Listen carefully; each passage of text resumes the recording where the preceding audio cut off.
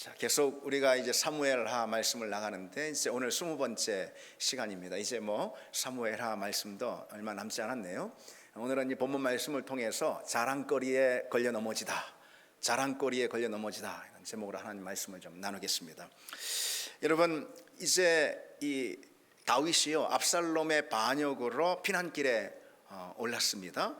그리고 요단강을 건너서 무사히 마하나임이라는 요단 동편에 있는 한 작은 성읍에까지 도착을 하게 되었고, 거기에서 이제 임시 군영을 마련했어요. 다가올 전쟁에 대비를 하고 있습니다. 다윗은 이제 병력을 그곳에서 최대한 끌어 모았죠. 그러나 이 성경학자들에 따르면은 다윗이 끌어 모은 이 병력의 수가 아무리 많아도 수천 이상 되지 않았을 것이다. 이렇게 한 4,000명 정도로 예상하기도 하고요. 그렇게 말합니다. 그에 반해서 압살롬의 군대는 나중에 보면은 전투 결과 2만 명이 죽는데, 그러니까 2배만 해도 4만 명이잖아요. 그러니까 다윗의 군대는 수천 정도, 압살롬의 군대는 수만, 꽤 많으면 10배 이상 되는 그런 이제 차이를 보였습니다. 다윗 진영이 어쨌든 전열을 갖추게 되었는데, 그 사이에 이 압살롬의 군대가 요단을 건너서 마하나임으로 진격을 하게 됩니다. 다윗의 군대는 병력의 열세를 극복하기 위해서 넓은 들판에서 싸우지 않고요, 이제 압살롬의 군대를 일부러 에브라임 숲이라는 곳으로 유인해서 드립니다. 그래서 거기서 이제 그러니까 게릴라 어떤 작전처럼 그런 전술을 펼치게 되는 거죠. 압살롬의 군대는요, 이제 수적으로 훨씬 더 강하니까 이제 당장에 그냥 밀어붙여 가지고선 이제 곧 이기고자 하는 그런 이제 욕심 때문에, 그런 조바심 때문에 그 험한 숲속으로 끌려 들어오게 됩니다. 그게 바로 결정적인 패전의 원인이 되고 만 것이죠. 오늘 본문을 보면은요, 압살롬의 군사들이 2만 명이나 죽게 되는데요, 그들 대부분이 실은 다윗 진영의 칼에 의해서 죽은 게 아니고요, 다 그 험한 숲을 그 지경 때문에 죽은 것을 볼 수가 있어요. 특히 이 전쟁의 성격이 어떤 것일까요, 여러분? 이 전쟁의 성격, 이것은 다윗이 죽든 아니면 압살롬이 죽든, 다시 말해 왕이 죽든 반역의 수괴가 죽든 둘 중 하나만 죽으면 그냥 끝나는 그런 전쟁 아니겠습니까? 그렇기 때문에 이 다윗 진영에서 다윗의 참모들이 다윗이 직접 전쟁에 나가는 것을 극구 만류합니다. 그래서 다윗은 어쩔 수 없이 전쟁에 직접 참여를 하지 않죠. 그게 이제 전쟁이 진행되는데, 이 전쟁이 어떤 식으로 전개가 됩니까? 다윗의 군사들은 숫자가 적었어요. 비록 숫자가 적었지만은 그럼에도 전쟁에 아주 능숙한 군사들이었죠.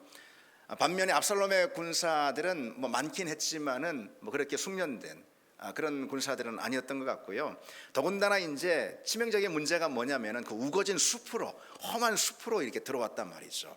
그래서 이 병력이 많으니까 장점이 뭐예요? 화력을 집중해서 이렇게 적에게 투사를 해야 되는데 그걸 할 수가 없게 된 거죠.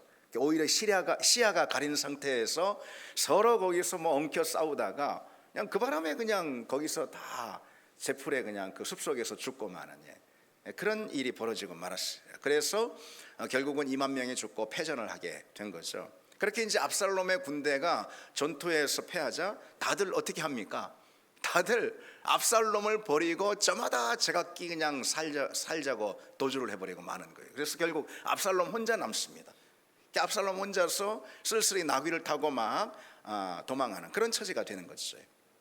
여러분, 여기서 우리 이듬의 것을 좀 살펴볼 것이 있습니다. 그게 바로 자기 스스로 만든 리더십의 결말이다, 이런 거예요. 자기가 자기 리더십을 만들고 자기가 자기 권위와 자기가 자기 리더십을 세우면은요, 그러면은 그 리더십이 때로 위기를 맞을 수가 있잖아요. 어려움을 당할 수가 있잖아요. 그럴 때 다들 그 리더십에 등져버리고 다들 그 리더십을 버리고 배신해버리고 말고 그런다는 거죠. 압살롬이 그랬습니다. 그런데 여러분, 다윗을 한번 보십시오. 다윗으로 보자면은 이 압살롬의 형편보다 어쩌면 훨씬 더 어려운 그런 상황이고 형편 아닙니까? 왕궁을 버리고 도망 나와서 그렇게 피난길에 오른 그런 왕. 누가 그런 왕의 리더십을 인정해서 그의 곁에 있겠습니까? 그럼에도 불구하고 다윗 주변에는 아직도 많은 사람들이 다윗 곁에서 다윗을 호위하고 다윗을 지키고 있습니다.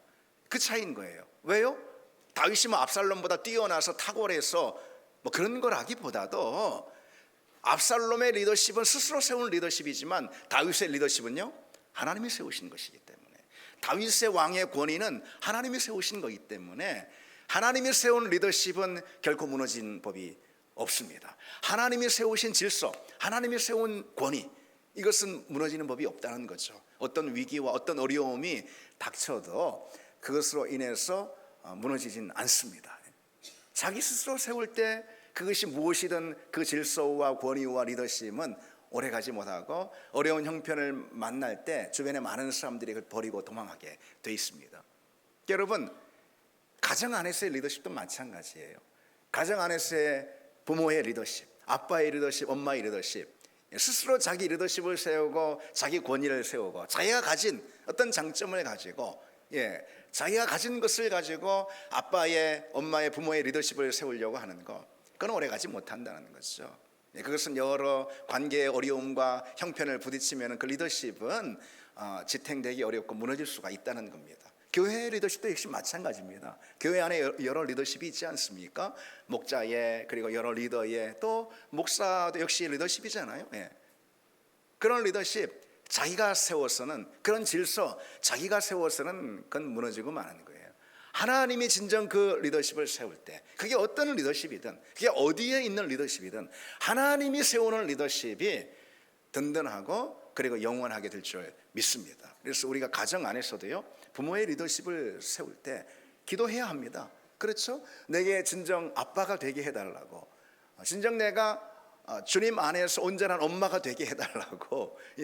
주님이 세우시는 엄마의, 아빠의 권위와 질서, 그 리더십이 있을 때 그 가정이 그 은혜 가운데, 그 리더십 가운데 그 가정이 잘 서는 거예요. 교회 역시 마찬가지입니다. 제가 뭐 스스로 자기의 권위를 아니면 질서를 이런 걸 주장한다고 그게 될 일이겠습니까? 그것이 하나님이 세워주실 때, 어떤 교회 안에서의 리더십이든, 사회도 마찬가지, 어디서든 하나님이 세워주실 때, 그래서 우리는 하나님 앞에 먼저 내 믿음이 든든히 서야 하는 것이고요, 하나님 앞에 기도하는 종들이 다 돼야 합니다. 그러면은 우리가 어디에 있든지 세워진 그 리더십과 질서를 하나님이 든든하게 지탱해 주실 줄 믿습니다. 자, 계속해서 이제 본문을 또 보시면은요, 그렇게 혼자가 된 압살롬 있잖아요. 이 압살롬이 노새를 타고 도망하다가 오늘 본문에 보면은 정말 웃지 못할 장면이 이제 펼쳐지잖아요. 상수리 나무 이제 무성한 가지에 나귀를 타고, 이렇게 나귀는 왕의 탈 것이에요. 나귀를 타고 막 가다가 이 상수리 나무 무성한 가지에 그냥 머리채가 탁 걸려가지고선 나귀는 그냥 밑으로 빠져나가고 대롱대롱 거기에 이제 매달리게 된 거예요. 참 이게 얼마나 웃지 못할 그런 상황이고 그런 실세입니까? 꼼짝할 수 없게 됐습니다. 그래서 이제 그 상황이 결국은 요압의 수하가 그걸 보게 되고 요압에게 그것이 이제 보고가 됩니다. 요압은 지체 없이 그것으로 달려가 가지고 단창 셋을 가지고 가서 아직 살아있는 그 압살롬의 가슴에 꽂아서 절명을 시킵니다. 근데 여러분, 오늘 본문에 보면은 분명 다윗이 군사령관들, 압살롬을 비롯해서 또 모든 군사들을 다 모아놓고 어떤 당부를 했죠? 어떻게 신신당부를 했죠? 아들 압살롬만큼, 그의 목숨만큼은 빼앗지 말라, 그러지 않았습니까? 그래서 나를 위하여, 압살롬을 위해서가 아니고 바로 나를 위해서 압살롬을 너그러이 대우하라, 그러지 않습니까? 그러나 요압은요, 왕의 그런 명령이 분명히 있었음에도 불구하고 거기에 따르지 않고 압살롬을 죽입니다. 난전 중에 막 그냥 엉키고 막 그냥 그래 칼로 막 찌르고 싸우고 하는 그런 난전 중에 압살롬을 어쩔 수 없이 죽인 그런 게 아니라는 거예요. 상수리 나무에 그냥 그 머리가 꼼짝없이 매달려서 어떤 방어도 할 수 없는 그런 압살롬을 말이죠, 굉장히 비겁하게 그렇게 무참히 죽입니다. 요압은 실은 가만 보면은요, 늘 그런 식이었어요. 늘 그런 사람이었어요. 이전에도요, 자신의 경쟁자인 아브넬을 제거하는데 분명 다윗의 뜻이 그러하지 않았음에도 불구하고 아브넬을 죽입니다. 요압은 다윗에게 충성하는 것 같지만은 자기 이익에 맞지 않거나 아니면은 자기의 뭐 다른 생각이 있거나 그러면은 늘 독단적으로 행동하곤 했습니다. 리더십에 순종하지 않고 하나님이 주신 그 질서와 권위에 복종하지 않고 거부했습니다. 결국 이제 훗날에 어떻게 되냐면요, 다윗이 자기 아들 솔로몬에게 지시를 했어요. 솔로몬에 의해서 결국 요압이 비참한 최후를 맞습니다. 그렇습니다. 하나님이 주신 리더십과 그리고 질서를 거부하는 사람의 최후가 바로 이 요압과 같다라고 할 수가 있는 거죠. 계속해서 본문을 보시면은 이 압살롬이 이제 그렇게 죽어요. 그러자 요압이 나팔을 크게 불게 해서 이 전쟁을 이제 멈추게 하는데요.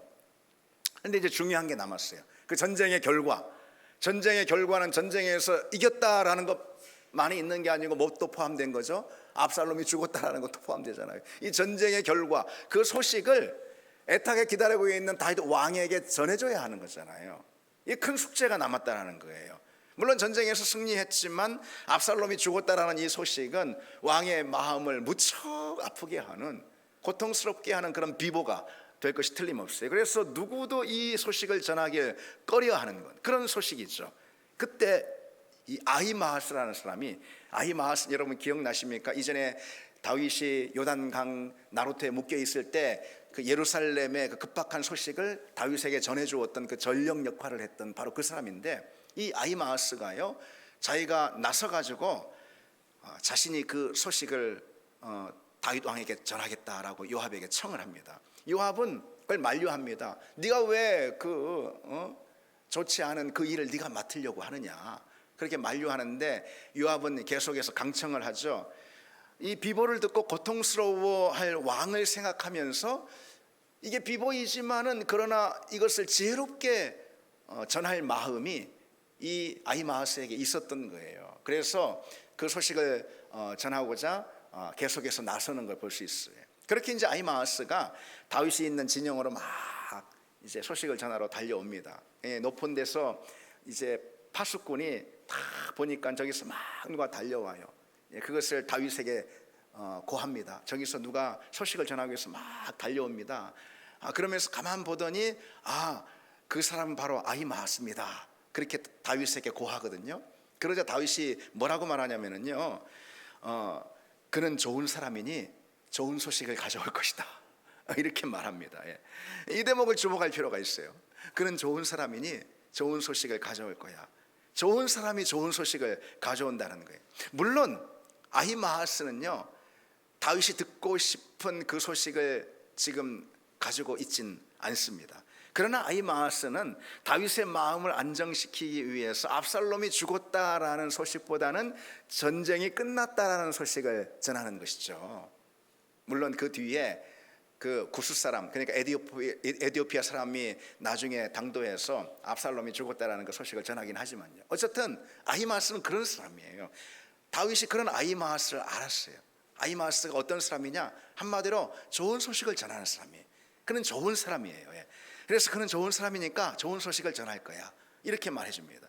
좋은 사람이 좋은 소식을 가져온다는 거예요. 여러분, 좋은 사람이 좋은 소식을 가져옵니다. 반면에 여러분, 나쁜 사람은요 꼭 나쁜 것만 물어와.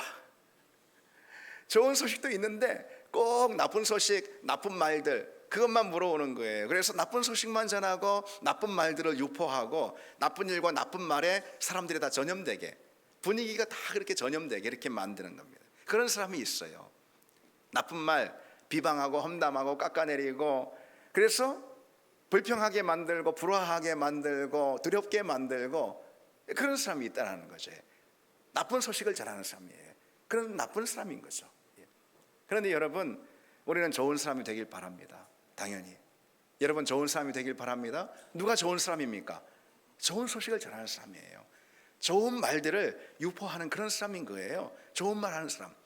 좋은 사람은 좋은 말을 통해서 듣는 이에게 기쁨을 주고 샬롬을 끼치고 행복하게 하고 은혜롭게 만들고 그럽니다. 그럼 여러분, 그 좋은 말, 좋은 소식 있잖아요. 굿뉴스, 좋은 소식.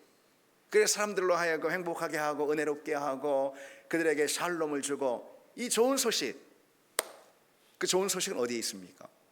어디 있습니까 여러분?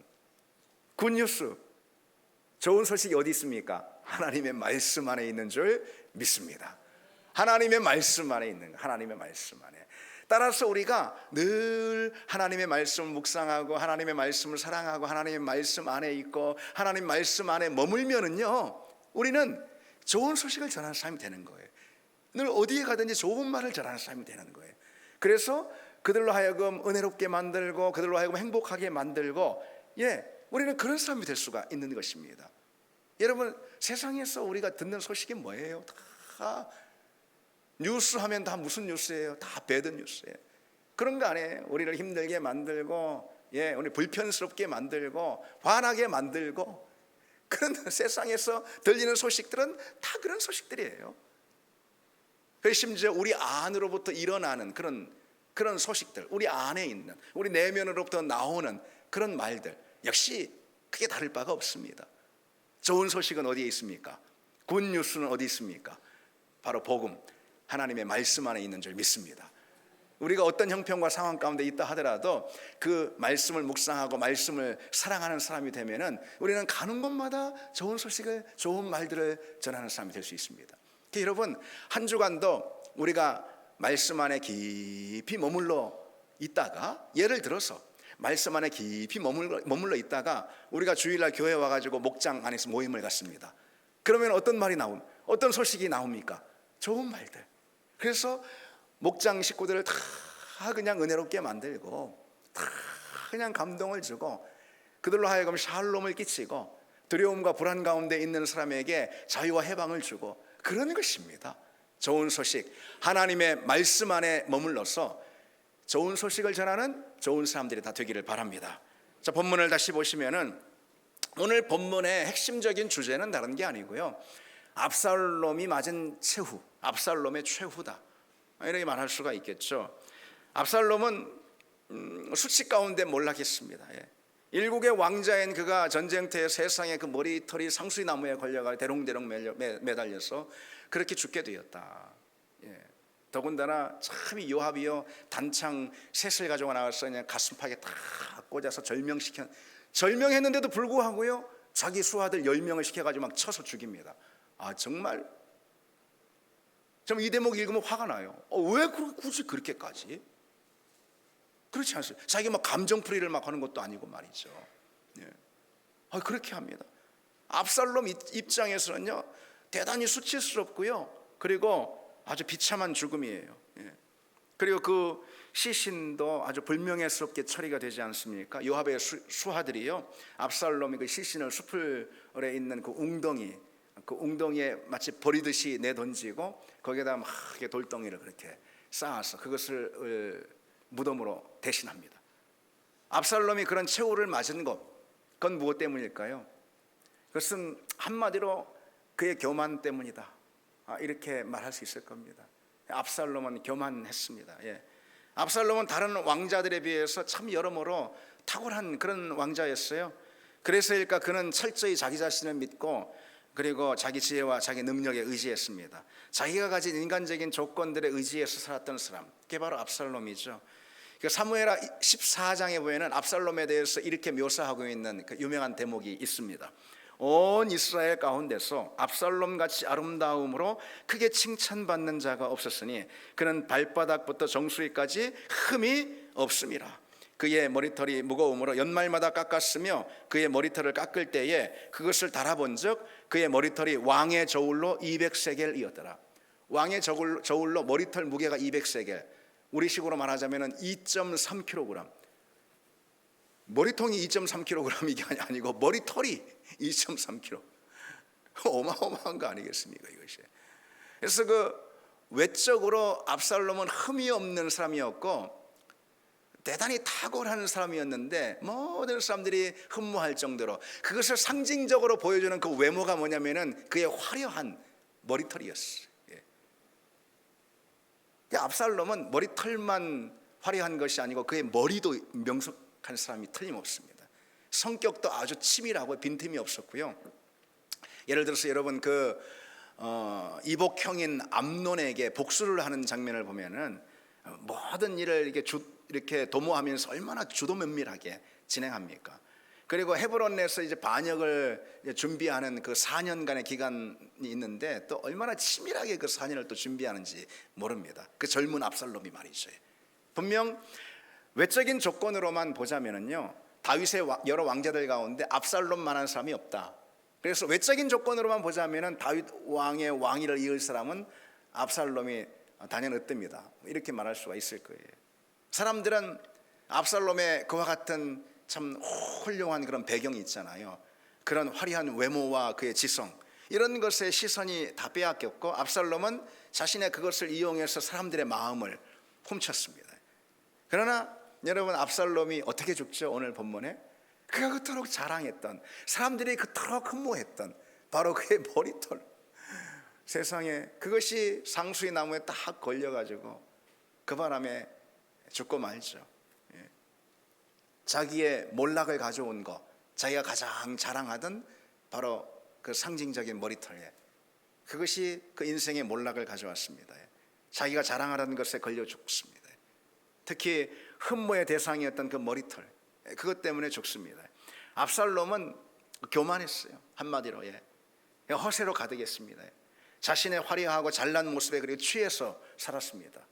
나르시시스트의 대표자 바로 압살롬이다, 이렇게 말할 수가 있을 거예요. 그래서 압살롬은 내 자신이 가진 그런 잘난 모습들 때문에요, 때로는 대단한 성공을 거두기도 했습니다. 그런데 그 바람에 더 교만해졌어요. 하나님은 바로 그 교만의 상징인 그의 머리털로 인해서 그의 비참한 최후를 맞게 하십니다. 오늘 본문의 장면을 보면서 문득 이런 생각이 좀 들더라고요. 저는 본문을 쭉 묵상을 여러 차례 하면서, 아니, 노새를 타고 가다가 상수리 나무에 그 머리털이 이렇게 다 가지에 이제 걸렸는데, 근데 그래서 이제 옴짝달싹 할 수 없게 되었는데, 근데 그렇다고 그 못 빠져나올 일인가? 아니, 머리가 그냥 딱 목이 걸린 것도 아닌데 머리털인데. 그래서 그깟 머리털, 아무리 거기에 그냥 울창한 나무에 걸렸다 하더라도 어떻게 머리털 자르고 그 위급한 상황에서 벗어날 수 있지는 않았을까? 그런 생각이 좀 들기도 했습니다. 그런데 압살롬은 머리털 자르지 않은 거예요. 자를 수 없어서가 아니라 아마도 자르지 않았던 것 같아요. 그에게 머리털은 뭐예요? 자존심인 거예요. 자존심인 거예요. 그가 내세우는 최고의 자존심. 그러니 그 위급한 상황에서도 그 머리털을 자를 수가 없었어요. 자존심을 내려놓는 거나 마찬가지이기 때문에 압살롬의 머리털은 그에게 자랑입니다. 자기 영광이고 그 어떤 것보다 가장 큰 자존심이었던 거예요. 그러니 바로 그것을 스스로 묶여버리는 거예요. 자기 자랑, 자기 자랑거리에 자기 자신이 묶여버리고 만 거죠. 여러분, 그런데 우리도 그런 때가 있습니다. 내 자존심에 내가 묶여버리는 거예요. 내가 자랑할 만한 거리에 내가 묶여버리는 거예요. 약점에 묶여서 걸려 넘어지는 법은 별로 없습니다. 자랑거리에 묶여서 거기에 걸려 넘어지는 것이죠. 내가 내려놓지 못하는 뭔가, 그게 뭐예요? 그게 약한 건 아니잖아요. 그게 허물은 아니잖아요. 자랑할 만한 것, 자기 자존심을 세워주는 것, 뭐 그런 것. 내가 내려놓지 못하는 뭔가, 그게 딱 묶여가지고 거기 걸려 넘어지는 그런 모습들이 우리에게 있어요. 우리는 그처럼 내 자랑거리에 걸려 넘어진다는 거죠. 압살롬을 보십시오. 스스로 나르시즘에 빠지게 했던 그 머리털 때문에 결국 그 최후를 맞습니다. 오늘 이 시대를 보세요. 자아를 높이고 자아로 충만한 그런 나르시즘이 가득한 그런 시대가 바로 오늘 이 시대 아닌가? 그렇지 않습니까? 온통 자기에게 집중하고, 그리고 자기를 자랑하고, 자기를 떠받들고, 자기를 추앙하고, 자기를 섬기고, 뭐 겉으로는 그렇게 하지 않을지 모르겠어요. 그러나 늘 내면에서도 자기 자신을 거울로 보기를 원하는, 그래서 그냥 자기만을 위하고, 자기로 만족하고, 자기를 높이고, 그런 시대예요. 자기를 섬기는 거죠. 그건 결국 무엇입니까? 우상 아니고 무엇입니까? 우상의 문화인 거예요. 자기를 섬기는 것, 우상의 문화인 거예요. 그런데 여러분, 생각해 보면은 그보다도 구원과 관계가 없는 그런 태도도 없다는 거예요. 그것처럼 구원과 상관없는 삶이 없습니다. 여러분, 구원의 증거가 무엇일까요? 내가 구원받았다라는 그 구원의 증거가 무엇일까요, 여러분? 그것은요, 어떤 것보다도 인생의 주인이 바뀌었음을 인정하는 태도입니다. 그게 내가 구원받았다라는 첫 번째 증거인 거예요. 새로운 주인인 예수 그리스도 앞에서 이제 내가 온전히 순종하고 그 앞에서 무릎 꿇는다라는 그런 인정의 태도, 그게 바로 내가 구원받았음을 보여주는 첫 번째 증거라는 것이죠. 그리고 오직 예수 그리스도만을 자랑하고 그분이 우리에게 주신 십자가만을 내 자랑으로 삼고 그분의 십자가만을 드러내는 그런 삶, 그것이 구원의 첫 번째 증거입니다. 뭐 교회 나오는 것으로 인해서 내가 구원받았다라고 말할 수 있는 것도 아니고요. 내가 주님만 하면서 십자가 하면서 내가 은혜롭게 찬양한다고 그것이 내가 구원받았다라는 증거가 되는 것은 아니거든요. 누구든 그런 흉내는 낼 수 있습니다. 구원의 진짜 증거는 뭐냐? 십자가만을 자랑하고 십자가만을 드러내는 그 삶을 사는 것, 그게 바로 구원의 증거입니다. 그래서 바울이 뭐라고 말하죠? 내게는 우리 주 예수 그리스도 십자가 외에는 결코 자랑할 것이 없나니 그랬어요. 십자가 외에는 결코 자랑할 것이 없나니. 여러분, 이 대목을 한번 유심히 생각해 보십시오. 바울은 십자가를 자랑한다고 말하지 않았어요. 십자가 외에는 결코 자랑할 것이 없다라고 강조하고 있어요. 십자가 외에는 결코 자랑할 것이 없다라는 말은 오직 십자가만을 자랑한다라는 표현보다도 훨씬 더 강한 그런 강조의 표현인 것입니다. 다른 것들 모든 것을 다 부정하고 배타하는 부정적 표현이기 때문에 그런 거죠. 그래서 가만히 생각하면은 바울의 이 말은 우리 마음을 불편하게 할 수도 있습니다. 꼭 그렇게 극단적으로 표현을 해야지, 내가 십자가의 사람이 되는 건 아니지 않냐. 그렇게 다른 거 다 무시하듯 배타적으로 말해야지, 그래야지 내가 십자가의 사람이 되는 건, 구원의 사람이 되는 건 아니지 않냐. 이게 좀 불편하고 거북한 느낌이 들 수가 있습니다. 그럼 왜 바울은요 이처럼 십자가 앞에서 모든 것을 부정하고 배타하는 그런 표현으로 십자가만을 자랑한다라고 그렇게 말했을까요? 고백했을까요? 그것은요 다른 게 아니고 십자가 복음이 진리이기 때문에 그렇습니다. 십자가 복음이 진리이기 때문에 바울은 십자가 외엔 다른 어떤 것도 자랑할 것이 없다라고 부정적으로 표현을 한 거예요. 모든 것을 배타적으로 밀어내는 그런 표현을 강조해서 했던 것입니다. 왜? 십자가 복음이 진리이기 때문에. 많은 신학자들은요 논리는 진리의 적이다 그렇게 말하고 있어요. 진리라는 것은요 그저 어떤 논리나 아니면 사실의 수준으로 설명할 수 있는 대상이 아니라는 그런 뜻인 거예요. 진리에는 논리나 사실을 훨씬 더 뛰어넘는, 그래서 논리나 사실로는 설명할 길이 없는 그런 가치, 그 뛰어넘는 것이 있다는 거예요, 진리 안에는. 그래서 유명한 신학자 유진 피터스는요 예수 그리스도의 진리를 사실로 전하면은 복음은 모독당한다 이렇게 말한 바 있습니다. 그래요. 십자가의 은혜를 그저 사실로만 전하면은 그것은 바로 십자가 복음을 모독하는 행위라는 거예요. 그래서 여러분, 이 십자가 복음은 나의 모든 것, 아니 세상의 모든 것을 부정하는 방식으로 과격하게 표현될 수밖에 없는 거예요. 왜? 십자가 복음이 진리이기 때문에. 진리는 그저 단지 논리나 사실로만 드러낼 수 있는 게 아니기 때문에 그러는 거예요. 여러분 아시겠습니까? 바울을 보십시오. 바울이 가지고 있던 그의 이력 대단히 화려해요. 오늘날로 보자면 대단한 명문대를 나오고 갖춘 게 많고 말이죠. 빈틈이 없는. 그런데 자기가 가지고 있는 그 이력을 배설물처럼 여긴다라고 고백하잖아요. 바울은 예수 그리스도를 위하여 나의 모든 것을 배설물로 여긴다 그렇게 과격하게 말해요. 배설물 정도는 아니죠. 그래도 꼭 그렇게 표현해야 할까요? 근데 여러분, 우리는 어떻습니까? 우리 삶에서 유익하고 좋은 것들이 왜 없겠습니까? 예수 그리스도 말고도 솔직하게 우리 인생, 우리 자리 가운데 유익하고 좋고 선한 것들이 있지 않습니까, 여러분? 있지 않습니까? 예. 특히 우리 교회 성도들을 더 그럴 수도 있어요. 우리 교회 성도들을 보면서 우리 교회 성도들 참 좋은 분들, 선한 분들, 그리고 오해 말고 들으십시오. 아주 잘나신 분들, 오해 말고 들으세요. 진짜로 그런 분들이 참 많아요. 예, 우리 교회에 여러 다 갖추신. 예. 그러나 예수 그리스도 앞에서는 그마저도 부정이 된다는 것이죠. 분명 우리 삶에는 자랑이 될 만한 선한 것들이 다 분명 있지만은, 그러나 그리스도 앞에서는 그마저도 배척이 된다는 거예요. 왜? 그리스도가 진리이기 때문에 그렇습니다.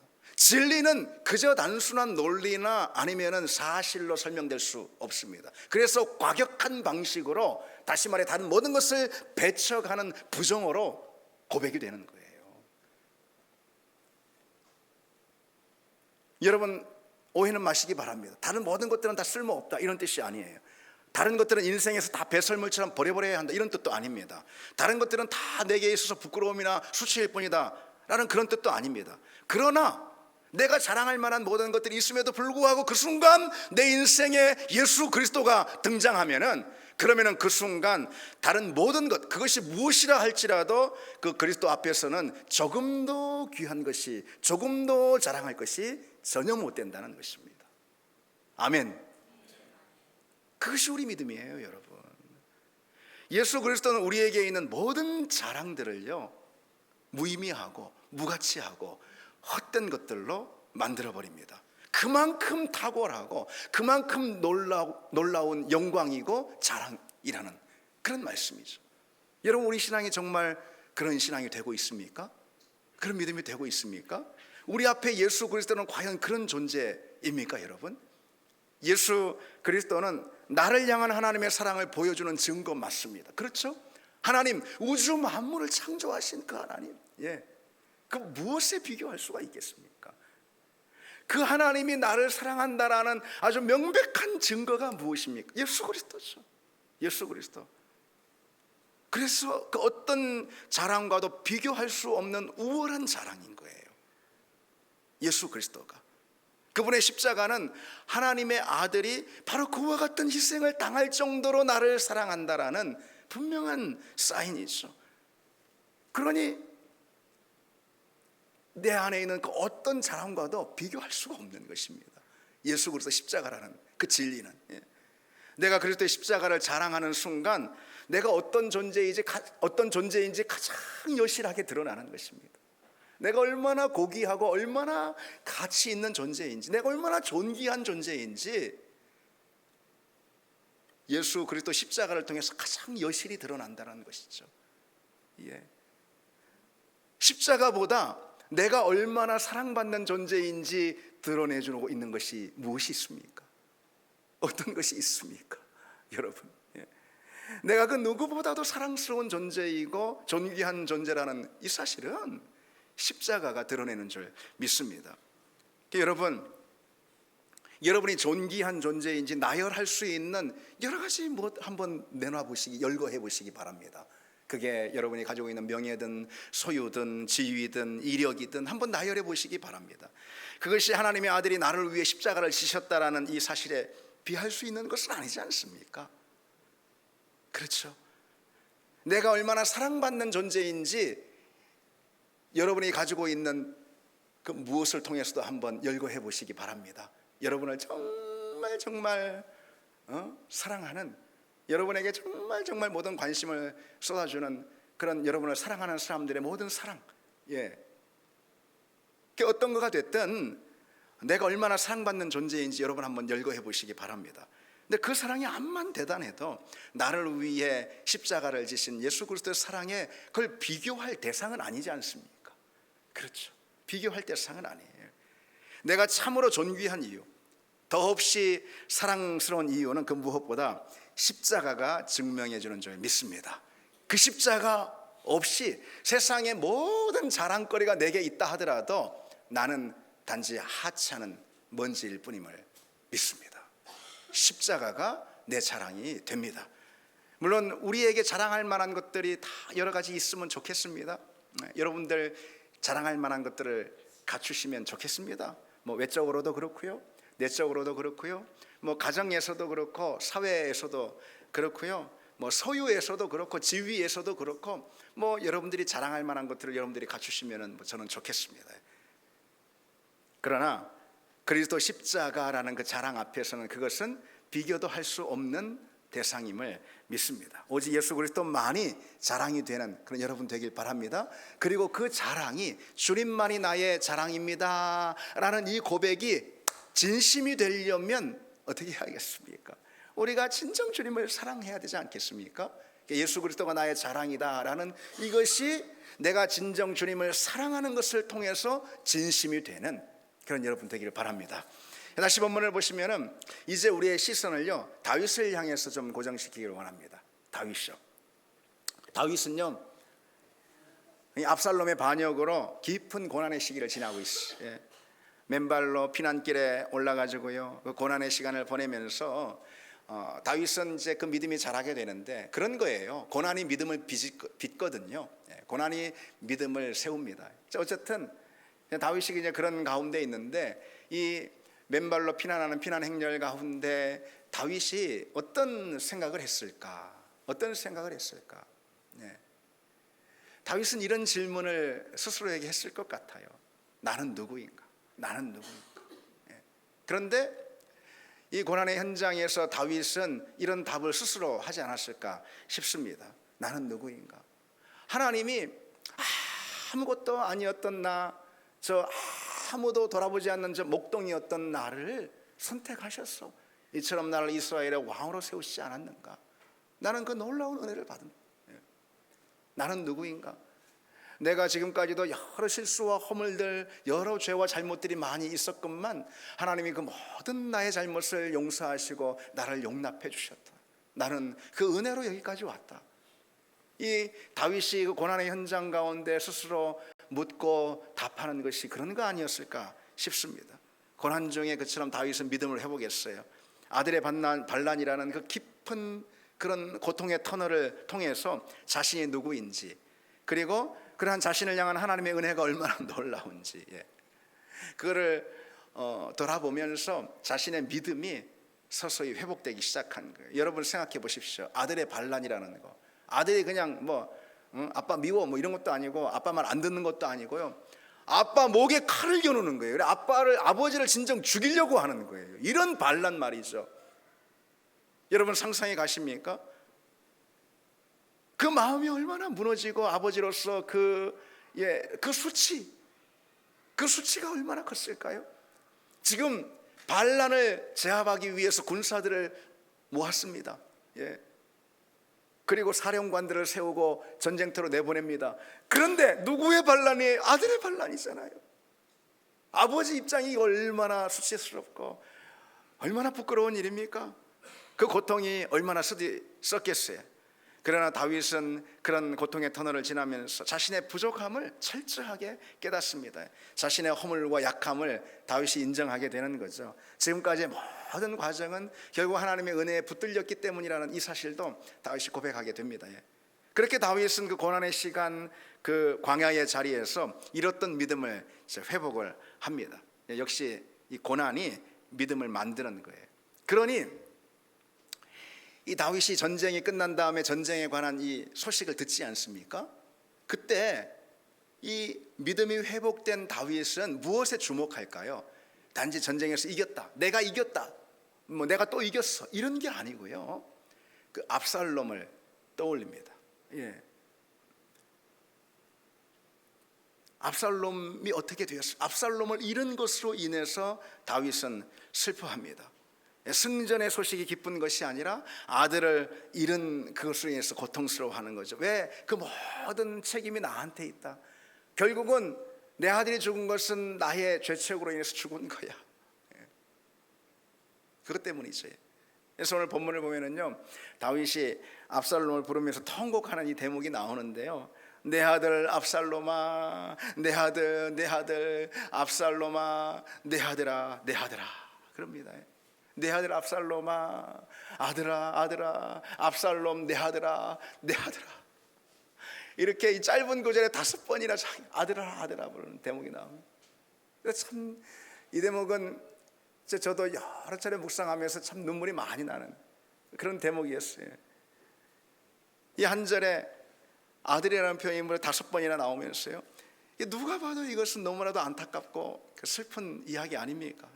다윗은 자신의 아들 압살롬을 통해서 자기의 모습을 보고 있는 거예요. 압살롬의 죄에서 자신의 허물을 보고 있습니다. 압살롬의 죽음 가운데 바로 자신의 죽음이 있음을 봅니다. 그러니 통곡하는 거예요. 특히 다윗이 뭐라고 하면서 통곡을 합니까? 내가 너를 대신하여 죽었더라면, 내가 너 대신 죽었더라면. 이것은 그저 하는 말이 아닌 거예요. 이것은 다윗의 진심입니다. 정말 다윗이 그렇게 할 수 있는 상황이 되었다라면 다윗은 압살롬 대신 죽었을지도 몰라요. 그만큼 압살롬을 사랑하고 아꼈습니다. 비록 압살롬이 자신을 배신하고 배반했지만 압살롬을 사랑했어요. 왜? 다른 이유가 아니고 압살롬이 그의 아들이기 때문에 그런 거죠. 아들이기 때문에. 아버지는 아버지입니다. 엄마는 엄마인 거예요. 아버지는 아버지. 그러나 다윗은 그 아버지로서의 사랑을 완성하지는 못하지 않습니까? 왜? 압살롬이 죽었기 때문에. 내가 너를 대신하여 죽었더라면. 그랬지만은 이 다윗의 통곡은 그저 후회로 끝날 수밖에 없었어요. 그러나 여러분, 이 대목이 우리에게 주는 메시지가 있습니다. 우리 주님은 어떤 분인가? 다윗은 내가 너를 대신하여 죽었더라면 하고 통곡했지만 그저 그것이 후회로 끝났지만은, 그러나 우리 주님은 우리를 대신하여 죽으심으로 우리를 살리셨습니다. 우리를 향한 하나님의 사랑을 완성하셨다는 거예요. 오늘 본문의 이 다윗의 이야기는 완성되지 않은 사랑의 이야기입니다. 그러나 우리를 향한 하나님의 사랑, 그리스도를 통한 하나님의 사랑은 그리스도께서 진정 우리를 위해 대신 죽으심을 통해서 하나님의 사랑의 이야기는 완성이 된 줄 믿습니다. 로마서 5장 8절에 우리가 아직 죄인 되었을 때 그리스도께서 우리를 위하여 죽으심으로 하나님께서 우리 대신 우리에 대한 자기의 사랑을 확증하셨느니라 그랬어요.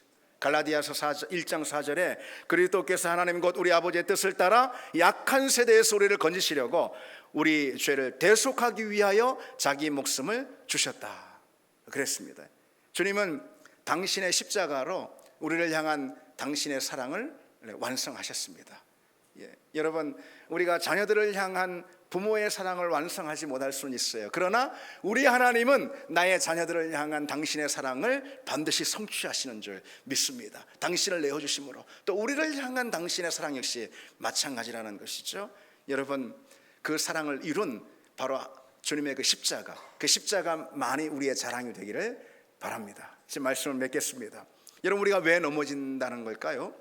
교만 때문에 넘어집니다. 자기 자랑거리를 믿을 때 거기에 넘어진다는 거죠. 그래서 바울은 내가 부득불 자랑할진데 나의 약함을 자랑한다고 그랬어요. 나의 약함을 자랑한다. 여러분, 나의 약함을 알고 오직 십자가만을 붙들고 십자가만을 자랑하는 우리가 되기를 바랍니다. 우리 같이 찬양 드리겠습니다.